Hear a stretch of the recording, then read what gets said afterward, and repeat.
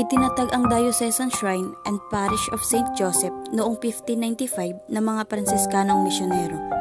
Noong unang panahon, ang bayan ay hindi pa nasa lokasyon nito ngayon. Una itong matatagpuan sa Boso-Boso sa Antipolo. Alam niyo ba, nailipat ang Baras ng 3 beses dahil sa kaguluhan at pag-aalsa noong panahon ng Kastila. Isa sa pinakamahalagang bahagi ng kasaysayan ng Baras ay ang St. Joseph Parish Church. Itinayo ito mula 1682 hanggang 1686 at nananatili hanggang ngayon bilang isa sa pinakamatandang simbahan sa Rizal. Alam niyo ba, ang altar at lantern ng simbahan ay gawa sa mga batong hinukay mula sa ilalim ng lupa kung saan ito itinayo. Alam niyo din ba, 2 beses nasunog ang unang simbahan noong 1635 at 1639. Ngunit muli itong itinayo dahil sa matibay na pananampalataya ng mga taga-Baras. Ang Baras Church ay kilala sa Baroque arkitektura nito. Makakapal na adobe walls, simple pero matatag na disenyo, at isang tahimik na kapaligiran na parang bumabalik sa panahon ng Kastila.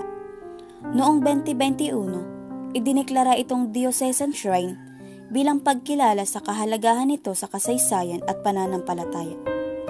Alam niyo ba na ang simbahan ay 339 years old na, kaya't itinuturing itong isa sa pinakamatandang simbahan sa Rizal.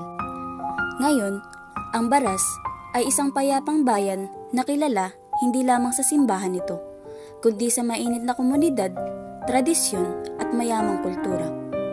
Ang kasaysayan ng Baras ay patunay ng tibay, pananampalataya at pagkakaisa ng mga mamamayan. Isang pamanang Pilipino na dapat ipagmalaki at ingatan.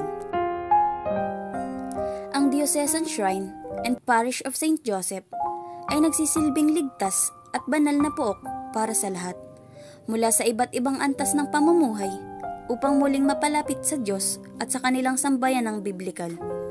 Dahil dito, ang simbahan ay isa sa binisbisitang pook ng faith tourism, lalo na dahil sa kahangahangang pag-arkitektura at pangkasaysayan nito.